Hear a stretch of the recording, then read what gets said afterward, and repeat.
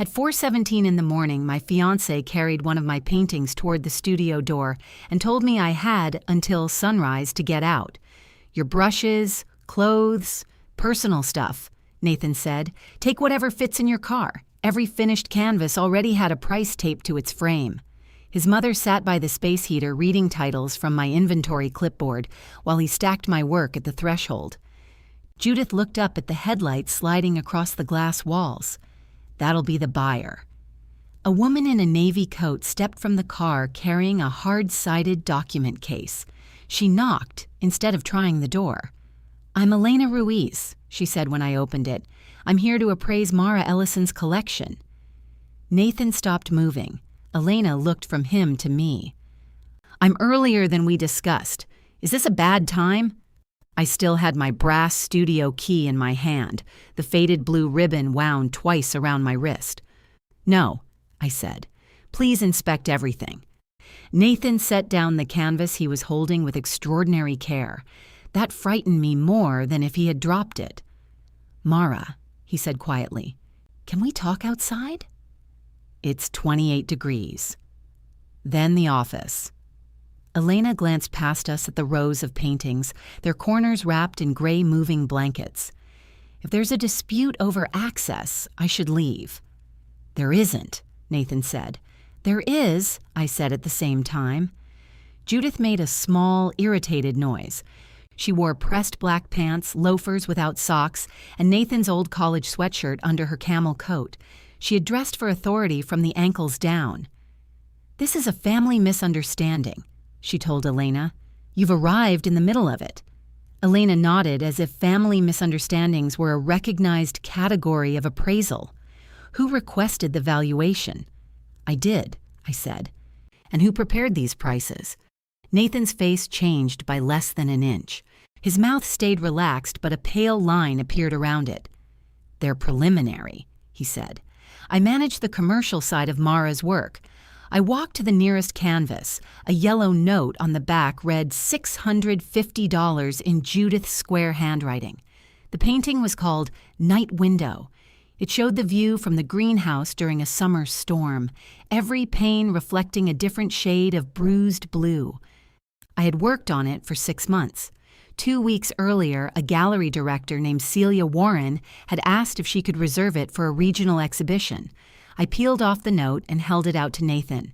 $650? "The buyer is taking volume," he said. "There's a discount." "A discount?" We were going to discuss the final numbers. Judith closed the clipboard. "You refused to discuss anything last night. You locked yourself in here." "I was working." "You were avoiding a necessary conversation." Nathan rubbed both hands over his face. He hadn't shaved, and the heels of his palms rasped against the stubble. 3 hours earlier, he'd come into the studio with 2 coffees and a tone so calm I had assumed someone had died. The coffee was still on my work table, untouched and cold. Elena opened her case. "I need to be clear. Are any of these works scheduled to leave today?" "Yes," Nathan said. "No," I said. This time, Elena looked directly at me. "Then I'll document their current condition, if you authorize that." "I do." Nathan stepped between her and the stacked canvases.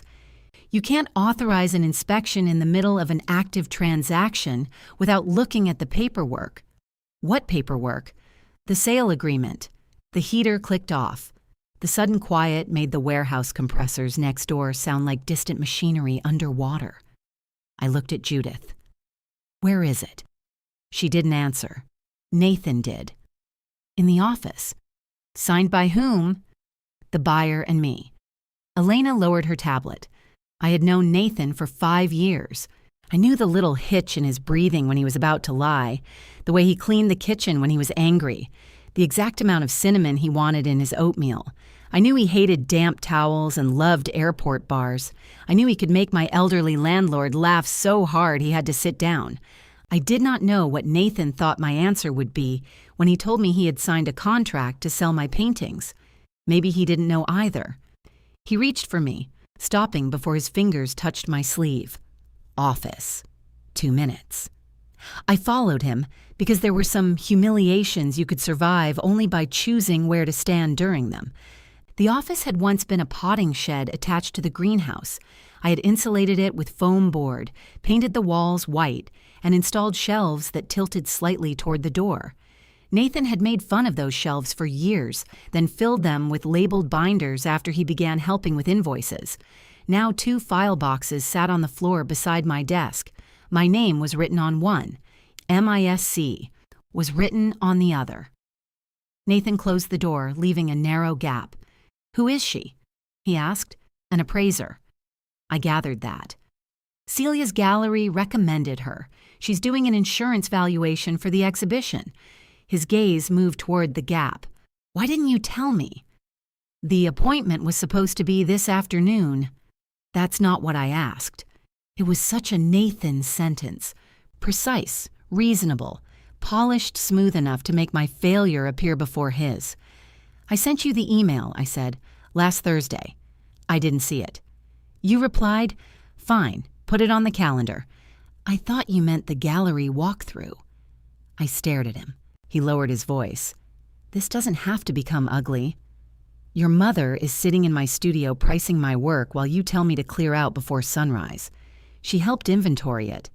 She put a $900 sticker on Lake Effect. That one has been sitting here for 3 years. Because I wouldn't sell it." He looked genuinely tired. There was paint on the cuff of his sweater, a small streak of green from where he had brushed against something. He noticed me looking and folded the cuff inward. "I know you're attached to certain pieces," he said. "I accounted for that." "By selling them?" "By keeping 6 back." "Which 6? He paused. I laughed once. It came out wrong, almost like a cough. "We have $48,000 due over the next 6 weeks, he said. "Wedding balances, the apartment renewal, your quarterly taxes, the remaining build-out here. My mother's deposit is due Friday. We've talked about all of this. We talked about your mother choosing a condo she could afford. She can afford it once her money clears. She lost money on the house. She accepted a lower offer to avoid carrying costs. That's different. How much does she need?" "Mara." "How much?" 22,000. He looked toward the door again. "It's a bridge. She pays us back when the rest clears." "Us." He said it softly, like a place I could still enter if I behaved correctly. "And the buyer just happened to want paintings worth exactly what everyone needs. The buyer wants art for furnished executive properties. Mom met him through the design firm.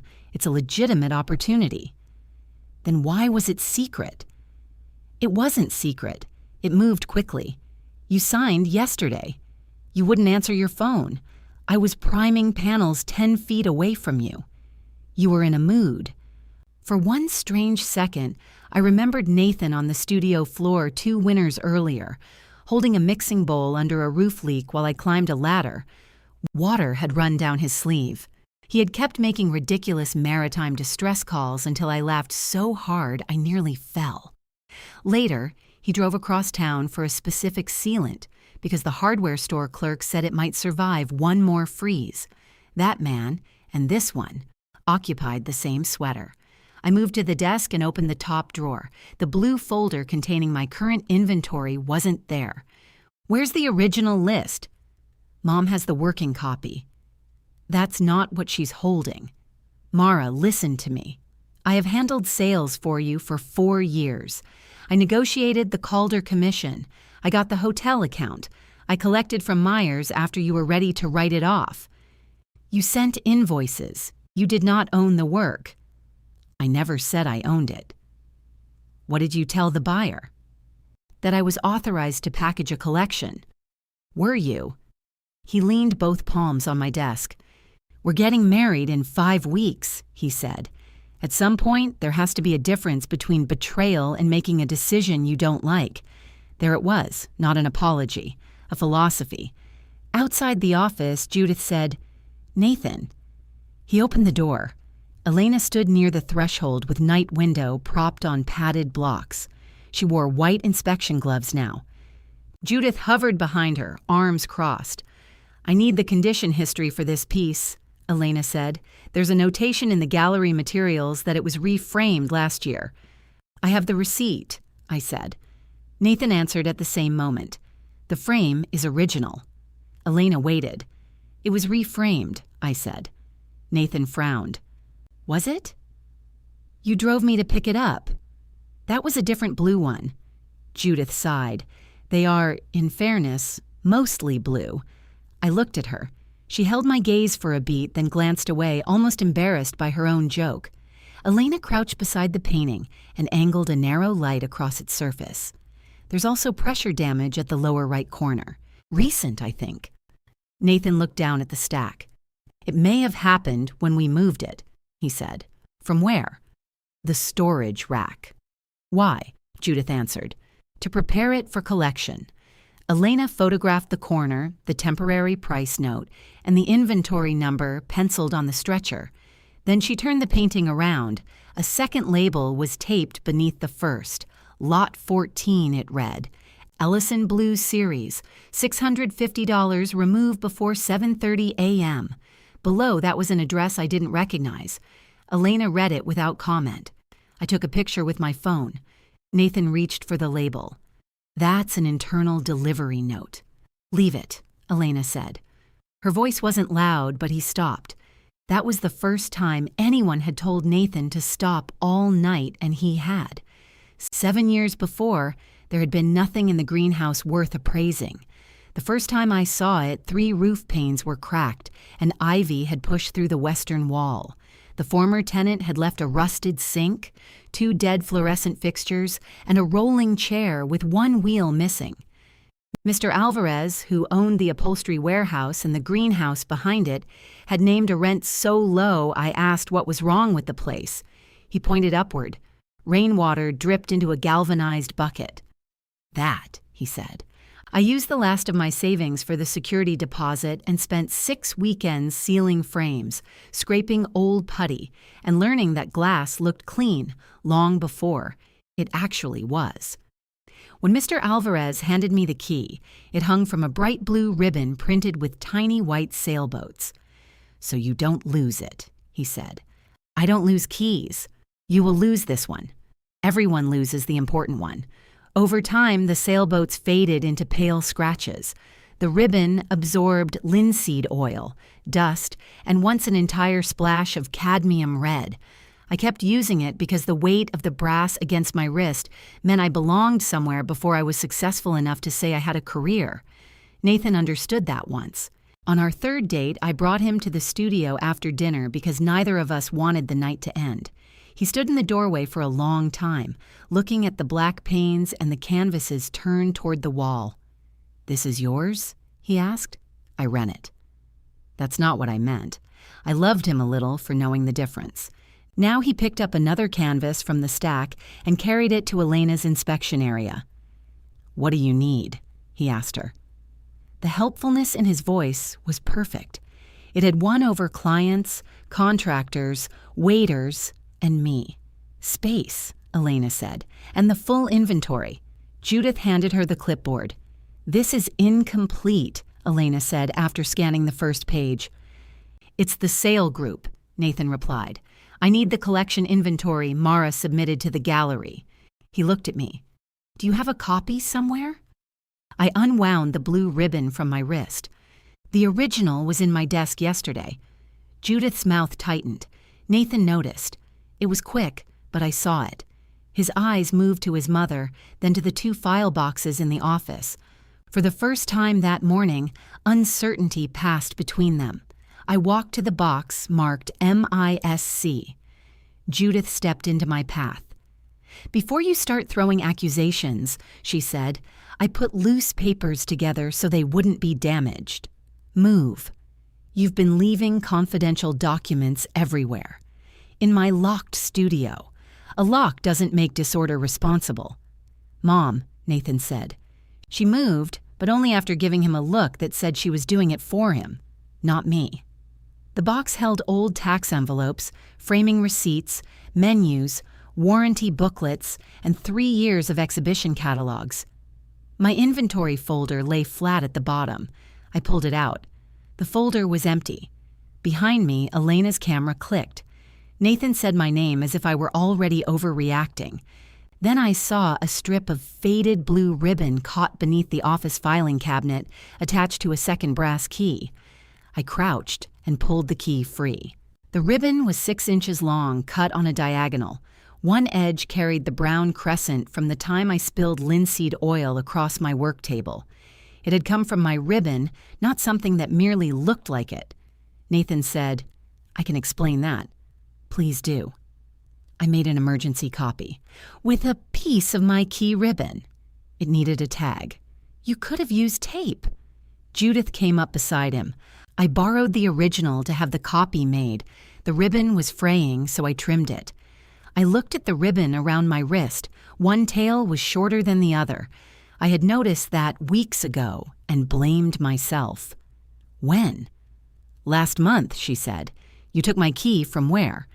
"The bowl in your apartment." "Our apartment," Nathan corrected. Judith nodded. "The bowl in your apartment." "Why didn't you ask me?" "We were doing you a favor." "What emergency happened last month?" "Nothing happened," Nathan said. "That's how emergency planning works." Elena took a photograph of the key in my hand. Judith's head snapped toward her. "Why are you photographing that?" "Because it was found with the inventory materials. It has nothing to do with the value of the paintings. It may help establish who accessed them and when." Nathan held out his palm. "Give me the copy, Mara." I closed my fingers around it. His hand stayed extended between us for a second, then lowered.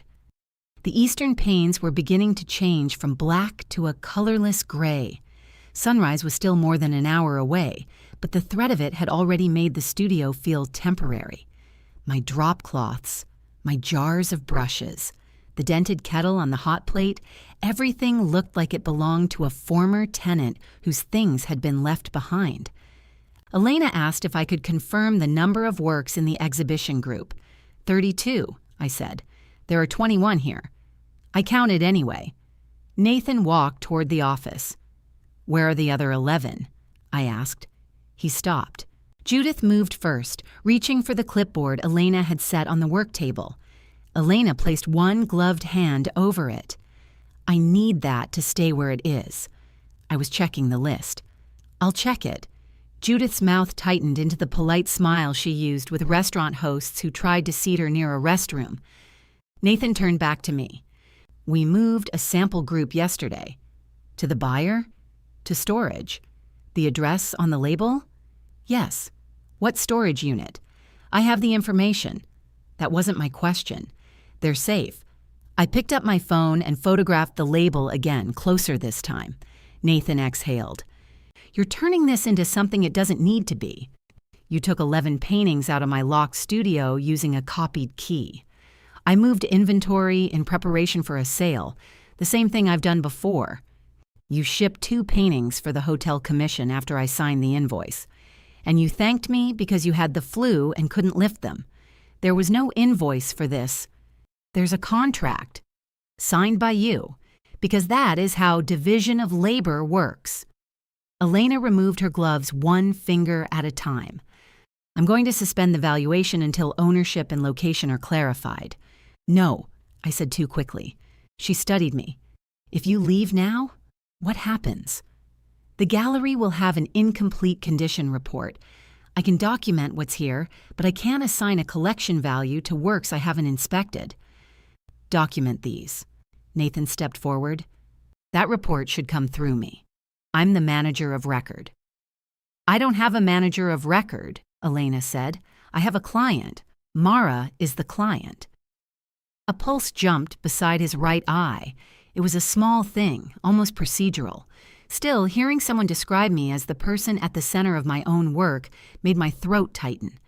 Elena put on fresh gloves. Judith returned to the heater, but she no longer sat. She stood with both hands extended over the metal grill while watching Elena inspect the next canvas.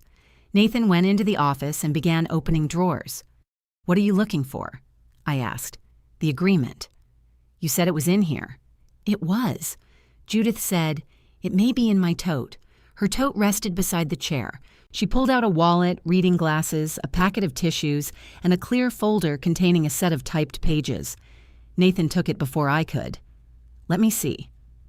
"We are going to sit down and go through it," he said. "But not while you're upset. When is the appointment for that? After the buyer loads the truck?" "He's not bringing a truck." Judith looked at him. "His installer is." That silence belonged entirely to them. Nathan closed his eyes. "What time?" I asked. Judith turned back to the heater. "What time?" 7:30, Nathan said. I checked the clock above the sink. 4:46. The words on the label, "Remove before 7:30 a.m.," hadn't been an instruction to a delivery crew. They had been an instruction to me. Nathan tried to guide me toward the office with a hand near my back. I stepped away before he touched me. "We can cancel the installer," he said. "Cancel the sale. We can pause it. Cancel it. The buyer already sent a deposit." "To whom?" "My company account." "How much?" $12,000. Judith turned around. "Which is refundable if the agreement isn't fulfilled due to failure of title." Elena's inspection light stopped moving. Judith realized she had said too much. She looked at Nathan as though he had been responsible for arranging her sentence. "Failure of title," I repeated. "It's standard language," Nathan said. "What did you promise him?" "A curated group of original works. And my studio." He stared at me. The sale agreement was still in his hand. I reached for it. He drew it toward his chest, not violently, almost reflexively. That hurt in a place the copied key hadn't reached. "Did you promise him my studio?" "Not ownership. Access." "To what?" "For viewings, possibly events. The executive housing company wanted an ongoing relationship with a local artist. I have an ongoing relationship with a gallery. Celia has been talking about a show for 9 months. Talking does not pay invoices." She scheduled the appraisal, after I followed up twice. I looked at Elena. She kept working, but the angle of her face told me she had heard. Nathan saw it too. "That's not a criticism of you. I'm saying I've been pushing your career forward while you get to pretend money is vulgar. I know what my work earns. Do you? Because I'm the one who chases deposits. I'm the one who explains lead times. I'm the one who listens when a client wants the blue one but not the sad blue one." Despite myself, I knew exactly which client he meant. Judith gave a brief laugh. That woman was exhausting. Nathan looked at her, surprised, and then he almost smiled. For a moment, the two of them were standing in our kitchen after a difficult dinner, telling the same story I had laughed at before. They had built an entire version of my career out of the parts I didn't want to do. In that version, I was the gifted, impractical problem. Nathan was the engine. Judith was now the adult who had arrived to help him steer. "I appreciate the invoices," I said. "You still can't sell my paintings without asking." "I asked you to review our finances. You asked me whether I trusted you. Because every practical question turns into a referendum on my character. You signed my name away from me. I signed my own name." "As what?" He finally handed me the agreement. Authorized representative of Mara Ellison's studio appeared below his signature. The studio address was listed under Assets and Access, followed by language granting the buyer 2 private collection previews and first refusal on new work for 18 months. Attached to the agreement was an inventory schedule, 32 paintings, 21 in the studio, 11 off-site. Judith's prices had been typed into the final column. At the bottom, beneath a total of $61,400, was a management fee of 15%. I read it twice. Nathan watched me reach that line. "That's going back into our accounts." "Which account?" "The wedding account, most likely. You paid yourself $9,000 from a sale I didn't approve. I haven't paid myself anything. You put it in the contract. Because the work of arranging this has value." Judith spoke softly. "It does, Mara." I looked at her. For the first time that morning, she seemed less angry than wounded. You think because he works from a laptop at your kitchen table, none of it counts. He has spent years making your life function. My life functioned before Nathan, barely from what he's told me. Mom, he said. What? She should hear it. You drove her work to Framers. You built her website. You negotiated with that hotel for 3 months. And I painted the paintings. No one said you didn't. You priced Lake Effect at $900. It has been leaning against a wall for years. Because it isn't for sale. Then it is decoration. Nathan said her name sharply. Elena stood. Night Window rested on one easel. Beside it, she had placed an abstract with narrow bands of red breaking through gray. She had found a fresh abrasion along its upper edge where the paint was flattened and dull. I need to ask who moved this piece, she said. Nathan looked at the floor. I did. Was it wrapped? Yes. What material? A moving blanket. Directly against the surface? It was the best option available. She marked something on her tablet. Is it serious? I asked. Probably treatable. A conservator should see it before exhibition. What does that cost? I can't estimate another professional's work. Nathan said, I'll cover it. With the management fee, he flinched. Headlights crossed the panes again. Judith checked the time. That's too early. A silver SUV stopped near the loading door. A tall man climbed out and stood beside it, looking down at his phone. A second vehicle waited behind him, with its engine running. Nathan swore under his breath. Is that the buyer? I asked. He said 7:30. He may want to avoid traffic, Judith said. It was 5:12. Nathan opened the studio door before the man could knock. Earl, he said, blocking the entrance, we've had a scheduling problem. Earl Beckett glanced past him at Elena's lights and camera. He wore a quilted vest over a white shirt and looked like a man who expected every room to have coffee ready. Your installer called me, he said. Said the release wasn't signed. We're handling that. His eyes found me. Ms. Ellison. I stepped forward. I'm Earl Beckett. These are exceptional pieces. He extended his hand, then seemed to reconsider and lowered it. Nathan speaks very highly of your work.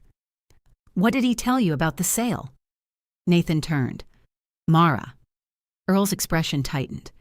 He told me he represented the studio. He helps with billing and client emails. I have a prior authorization on file. From what? Nathan's face went still. Earl unlocked his phone, found an attachment, and held it toward me. The document carried my signature.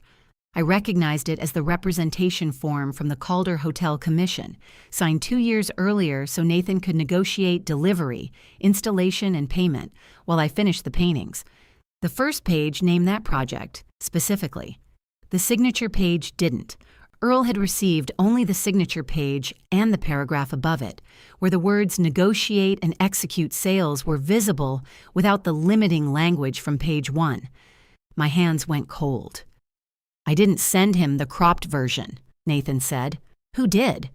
No one cropped anything. It may have scanned that way. Judith looked at the heater. Earl took back his phone. I was told the authorization was continuing. It wasn't. I paid a deposit in good faith. I didn't receive it. That isn't my problem. No, I said. It's Nathan's. Nathan's voice dropped. Earl, give us until noon. We will resolve this. You told me the collection had to move before the building changed hands. I turned to Nathan. He closed his eyes for half a second. The building isn't changing hands, I said. Earl studied all 3 of us, then looked through the open door at the glass roof, the easels, and my paintings waiting under moving blankets. I was told your lease ended today. Elena set down her camera. I reached into my bag for my phone and called Mr. Alvarez. He answered on the 6th ring, sounding breathless and furious. Mara, is the greenhouse on fire? No. Is my lease ending today? A pause. What? Did Nathan speak to you about transferring it? He asked what would happen if you moved after the wedding. And what did you say? I said you are not moving unless you tell me you are moving. Nathan held out his hand for the phone. I turned away. Mr. Alvarez's voice sharpened. "Who is in my building?" I looked at the 21 paintings in front of me and the empty spaces on the storage rack. "I'm not sure anymore," I said. When I hung up, Earl was already walking back toward his SUV. Nathan followed him into the cold. "Earl, wait." The second vehicle reversed first. Its headlights dragged across the greenhouse and disappeared. Judith gathered the agreement and her tote. "You should go with him," I said. She paused. "He's trying to keep this from becoming a disaster. He created it. He was trying to solve a problem before you noticed there was one." I held out my hand for the agreement. She gave it to me, but not the clear folder it had come from. "I hope," she said, "you understand what it costs to humiliate someone who has protected you." Then she left. Nathan stood beside Earl's SUV for another minute, speaking through the open driver's window. When the vehicle pulled away, he remained in the loading area with his hands in his pockets. Elena came to stand beside me. "I can finish documenting these 21, she said. "The gallery will need location and title confirmation for the others before it commits." "How long do I have?" "Celia's board meets Monday." It was Friday. Through the glass, Nathan took out his phone. Mine buzzed almost immediately. He had sent me the full Calder authorization. On page 3, beneath language I barely remembered reading, the agreement permitted him to negotiate future sales arising from the hotel relationship unless I revoked that authority in writing. A message followed. "This is what I have been trying to explain. Come home when you're ready to talk rationally." I looked at the empty rack where Lake Effect had been. "Can you appraise work in a storage unit?" I asked. "If the renter permits access." The storage receipt in the sale agreement named Nathan's consulting company as the renter. I wound the blue ribbon tighter around my wrist and felt the copied key bite into my palm. "Finish these," I said. "I'll find a way into the storage unit." Elena nodded once and returned to work. I sat at the desk with the copied key beside my laptop. The little strip of blue ribbon curled toward me like something alive. Nathan had left the full sale agreement, but the original inventory was still missing. I searched my email and found the spreadsheet I had sent Celia 3 weeks earlier. 32 titles, dimensions, dates, exhibition history, and the prices we were considering for the gallery show. I forwarded it to Elena. Then I opened the Calder authorization. The continuing authority applied only to sales arising from introductions made through the hotel project. Earl's company had no connection to the hotel. That seemed important. It also seemed like the kind of fact people spent expensive hours arguing about. I wrote a sentence instead. Effective immediately, I revoke any authority, actual or implied, for Nathan Cole or Cole Advisory to negotiate, price, move, consign, display, or sell artwork created by me. I sent it to Nathan, Earl, Celia, Elena, and every client whose name appeared in Nathan's active sales folder. My finger hovered over the button before I pressed it, not because I doubted the sentence, because once 23 people read it, what Nathan had done would exist outside our engagement. Elena's camera clicked behind me. I pressed send. Nathan called before the messages finished leaving my outbox. "What did you just do?" I put it in writing. "You sent that to clients. I sent it to people you might contact. You made it sound like I stole from you. I described what you're no longer allowed to do. You understand that authorization can't necessarily be revoked in the middle of a signed transaction. Then Earl can decide whether he wants to buy paintings from someone who didn't paint or own them. I am trying to get your work back. You know the storage code." A pause. "If Earl formally cancels, the deposit becomes due immediately. Return it. I can't move $12,000 at 5:30 in the morning. You moved 11 paintings." He lowered his voice. "Come home, please. We can solve this without you setting fire to our life." I looked at the copied key. "Our life," I said, "has a strange number of things I'm not allowed to see." I ended the call. By 7, Elena had documented all 21 paintings. She showed me a preliminary range for night window that began at $8,000 and went up from there depending on the exhibition. The whole group in the studio, conservatively valued, exceeded Nathan's price for all 32. I didn't feel richer. I felt peeled open. Elena packed her inspection light. I'm sending the condition images to you and Celia. No one else. Thank you. For what it's worth, low prices aren't automatically suspicious. Artists make package deals. Galleries discount. Work gets cleared out. But sellers usually know they're selling. At 7:18, Mr. Alvarez arrived wearing pajama pants under his long wool coat. He carried a travel mug and a ring of keys large enough to anchor a boat. He found Nathan's copy on the desk and picked it up by the ribbon. I never gave him this. I know. You gave permission? No. He placed it back down carefully. Locksmith comes at 10. You don't have to do that. Mara, this is my building. People I do not know arrive before breakfast to remove things from it. I'll pay. He copied my key. He pays. Mr. Alvarez had a simple view of fairness that often collided with reality, but never apologized for the impact. He looked at the empty rack.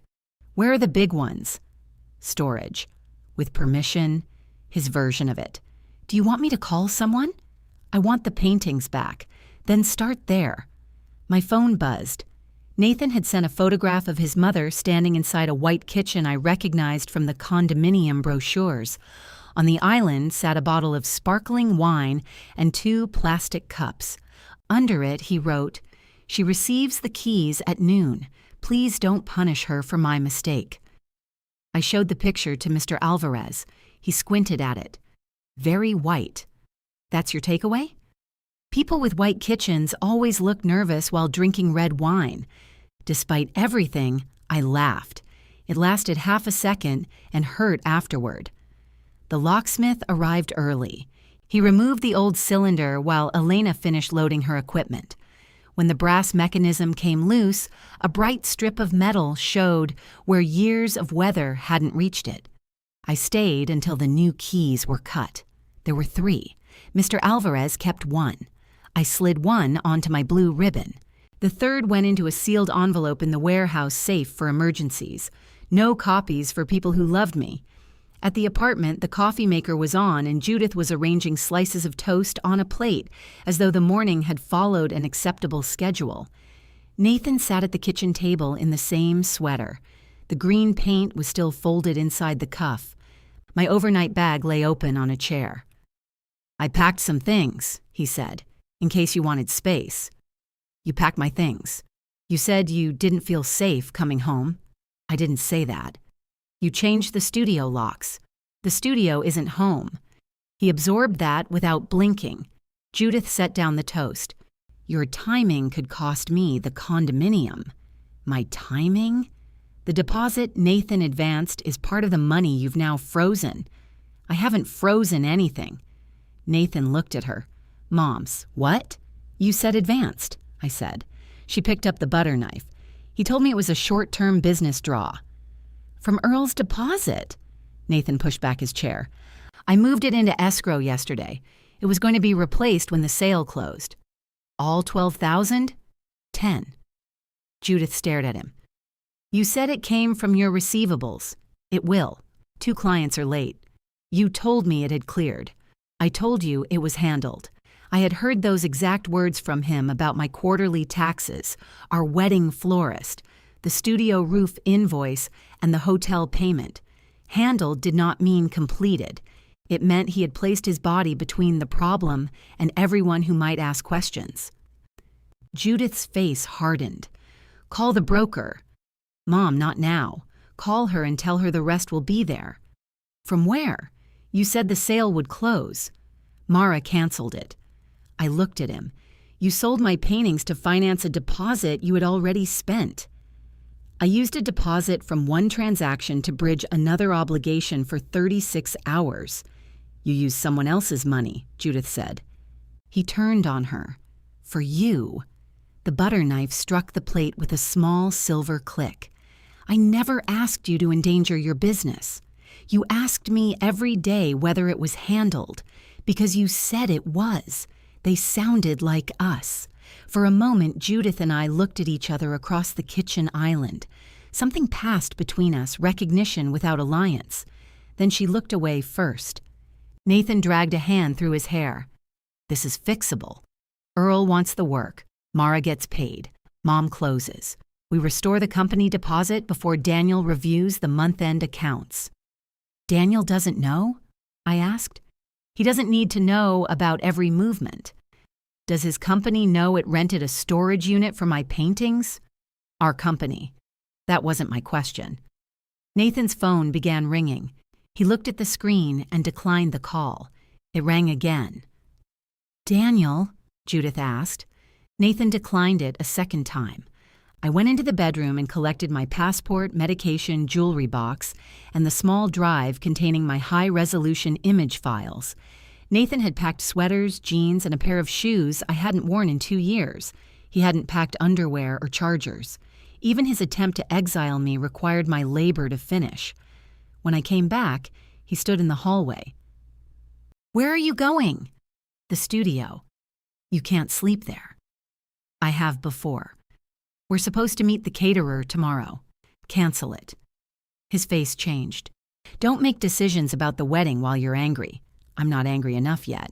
Mara, I'm calling the venue when they open. The next payment is on my card. If you cancel now, we lose the deposit. I lose the deposit, you lose the wedding.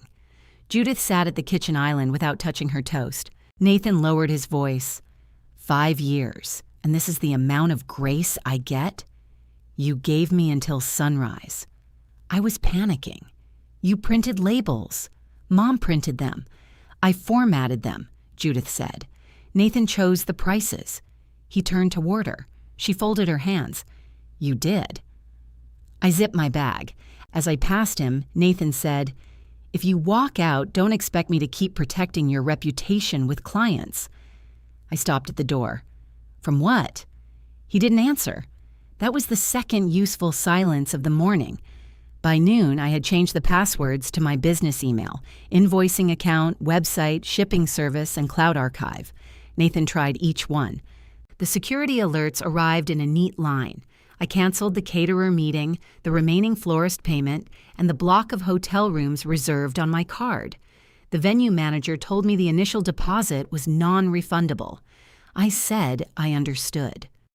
When she asked whether I wanted to release the date, I couldn't speak for several seconds. Yes, I finally said. The word left me shaking harder than the morning cold had. Celia called just after 1. Nathan emailed the gallery, she said. He says the appraisal happened during a personal crisis and may not reflect the authorized sale status. He took 11 paintings to a storage unit. I saw your revocation. Is the exhibition off? The board won't touch disputed work. They're mine. I believe you. They need documentation, not belief. I sat on the studio floor beneath Lake Effect's empty slot. What do they need? The missing works returned. Written confirmation from the buyer that he won't assert an interest, a complete condition report, and a clean inventory showing which pieces are available. By Monday. Another call appeared while she spoke. Daniel Cho.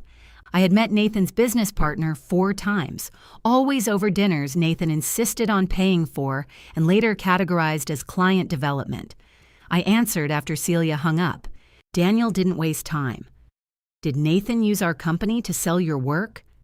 He used it to rent the storage unit.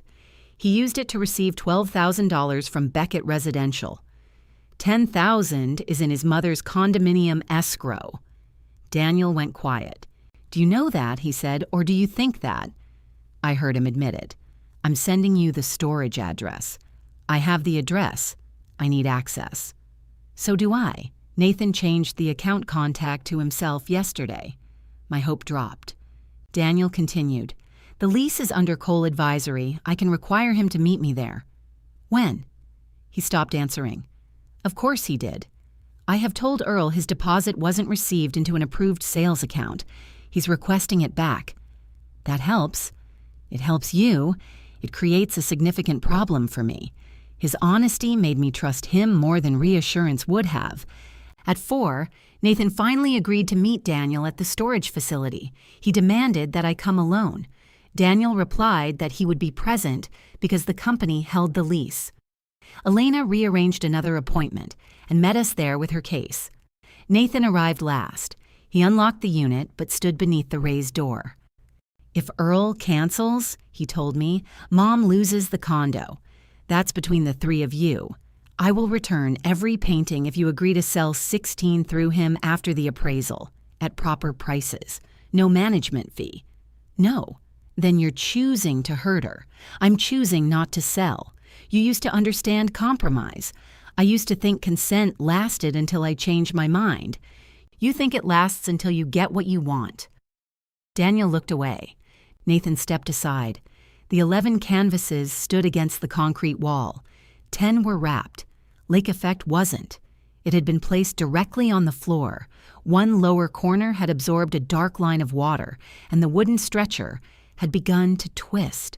Across the painted surface, the pale reflection I had spent weeks building had split into a raised, jagged ridge. Nathan saw it when I did. "I didn't leave it like that," he said.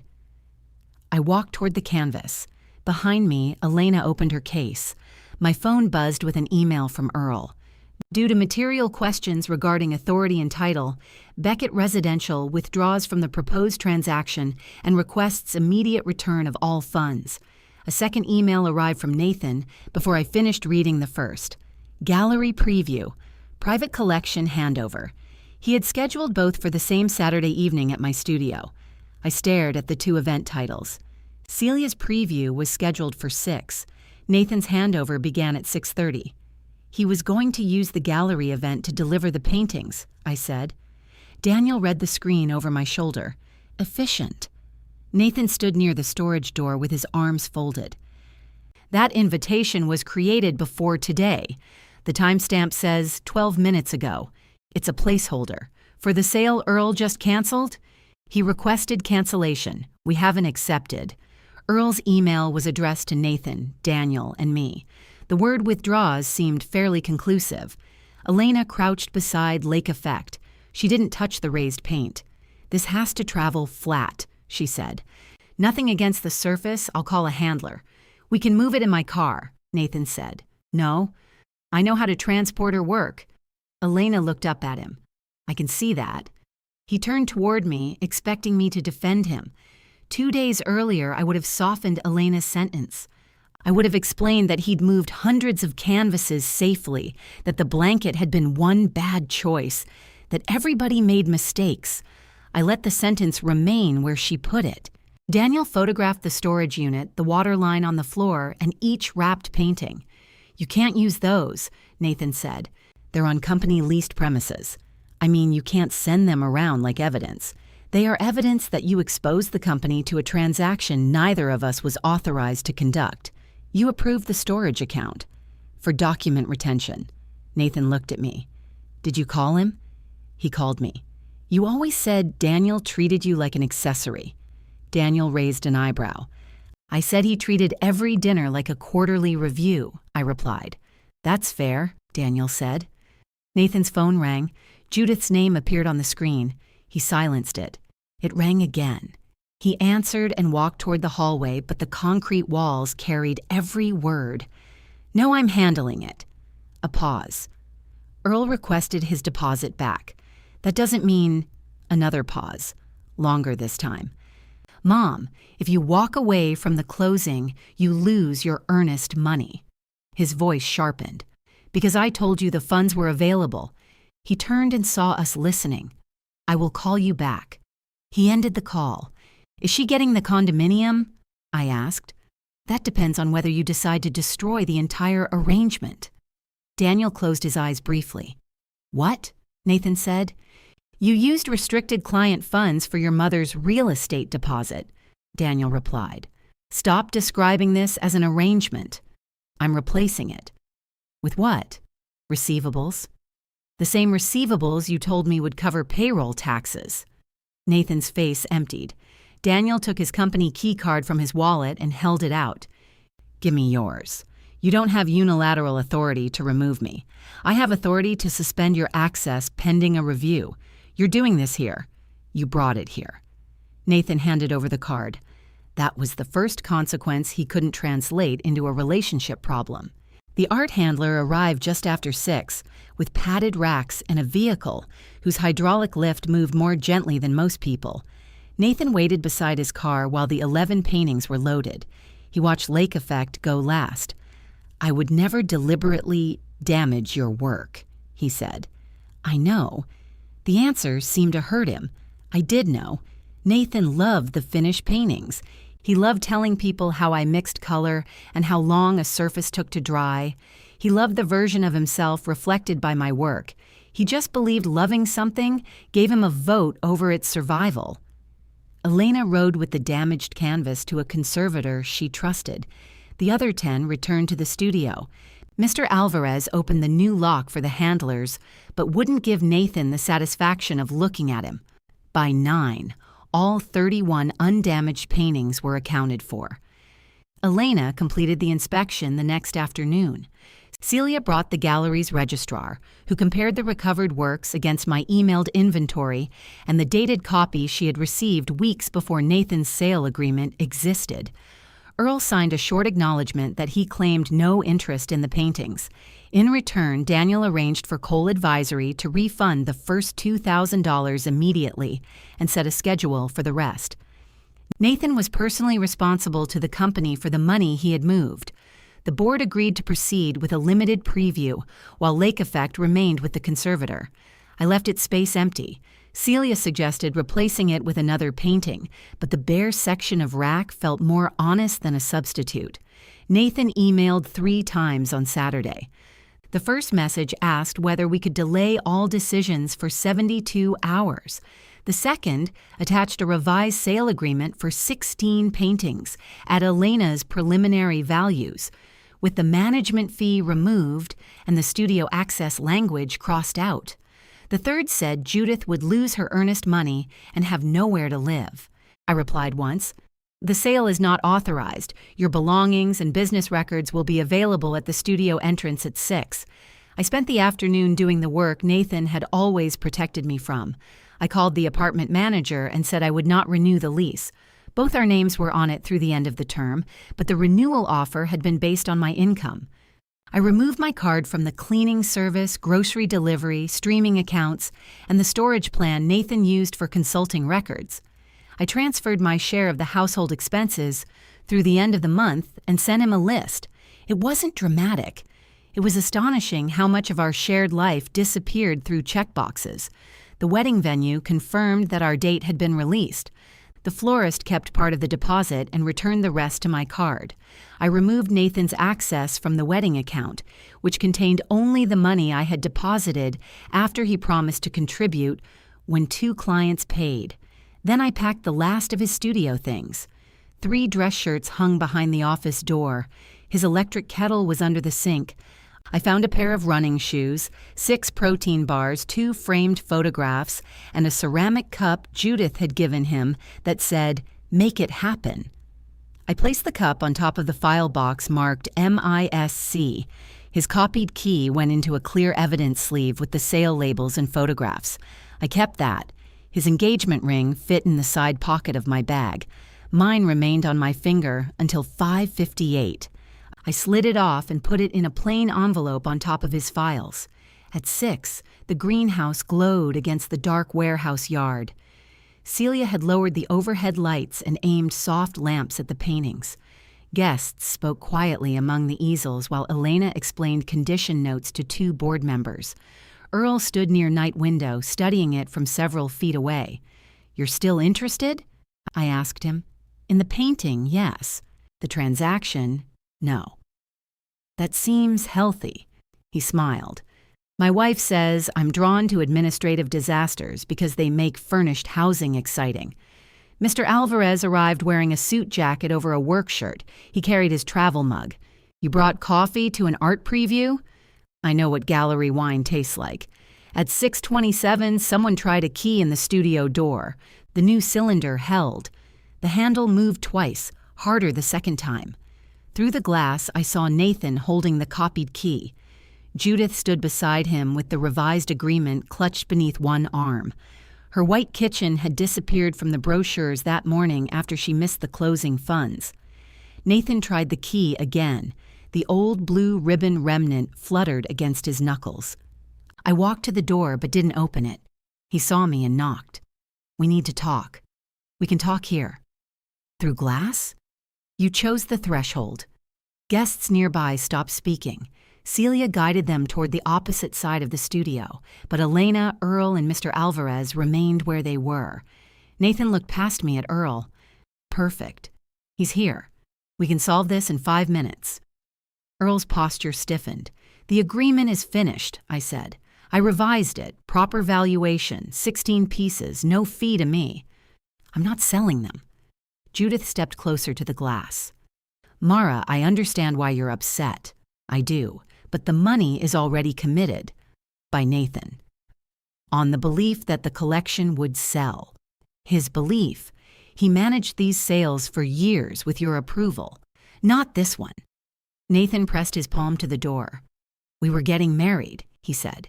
"You can't separate every decision into yours and mine when the consequences belong to both of us. The consequences didn't belong to both of us.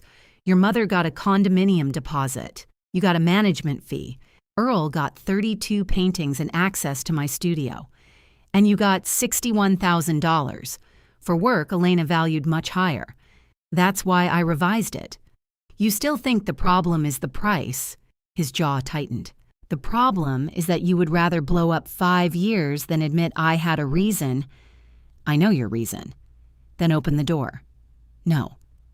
Judith touched his arm. "Tell her about the broker." He pulled away. "She knows." "You said she would reconsider when Earl arrived." "I said she might." "You told me it was handled." Nathan looked at her. "I am trying to handle it." "That sentence cost me $12,000. Your deposit was 10. My earnest money was 12. You told me to sign because your funds were clear. I was helping you. You were making promises with her money." The words hung outside the glass. Judith seemed startled to hear herself say them. Nathan looked from her to me. "So this is what we're doing? You two are joining forces now?" "We aren't," I said. Judith looked at me, and something almost like agreement crossed her face. "No," she said. "We aren't." She handed Nathan the revised agreement. "I pushed you to make the sale," she said. "I thought you had authority. You told me you did." "You knew she hadn't agreed. I thought you could persuade her. You printed the labels. And you set the prices. They had reached the stage where truth was used only as a weapon. But it was truth anyway." Nathan faced me again. "Open the door, Mara." "Why?" "Because this is still partly my business." "No, it isn't. I built the website. I negotiated clients. I spent years carrying the parts of your career you couldn't handle. You were compensated from our household. By living with you? By living in the apartment I mostly paid for, by using the studio office, by putting expenses on my card, by promising your contribution was coming next month." His eyes flicked toward the people behind me. "You wanted me to say this in front of everyone. I wanted you to say what you believed gave you permission." He stared at me through the pain. Finally, he said, "Marriage means one person sometimes has to make the hard decision when the other person won't. We weren't married. We were 5 weeks away. That wasn't my question." His palm was still against the glass. "What gave you permission?" He looked tired, cornered, and for the first time entirely honest. "I thought being the person who kept your life running meant I had earned that authority." Behind me, Mr. Alvarez set down his travel mug. "The lease is Mara's," he said. "Your key was never authorized." Earl stepped closer. "And the purchase is withdrawn." Nathan's face flushed. I opened the door only wide enough to slide the 2 file boxes across the metal threshold. His shirts lay folded inside the top one. The Make It Happen cup was wrapped in a dish towel. The envelope containing my ring rested on top. Nathan looked at it and went still. "This is decisive revenge?" he asked bitterly. "A box at the door?" "No, this is your property being returned by its owner." He looked as though I had struck him. Judith bent and picked up one box. Nathan took the other. "The apartment is paid through the end of the month," I said. "After that, I'm done covering it. Your business logins have been removed. Your clients are yours. Mine have the revocation. The wedding vendors know it's canceled." He stared at the envelope. 5 years, he said. "Yes. You'll regret doing it this way." "I regret that this was the way you understood." I closed the door. The latch caught cleanly. Nathan tried neither the key nor the handle again. Daniel's review ended their partnership 2 weeks later. Nathan kept a smaller consulting practice, along with the repayment schedule for Earl's deposit, the storage charges, and the conservator's invoice. Judith lost the condominium and rented a smaller place farther from the neighborhood she wanted. She sent me one email admitting she had mistaken Nathan's confidence for permission. I saved it without answering. Lake Effect came back in early spring. The conservator had stabilized the warped stretcher and lowered the raised ridge, but a fine seam remained across the reflected water. I asked her to leave it visible. The exhibition opened with night window in the first room and Lake Effect at the far end. Both sold at prices I approved. The rest of the collection remained mine until I chose otherwise. After the last guests left, I turned off the lamps one row at a time. Darkness returned to the glass panes, reflecting the studio back at itself. I locked the door and looped the faded blue ribbon around my wrist. The brass key rested warm in my palm.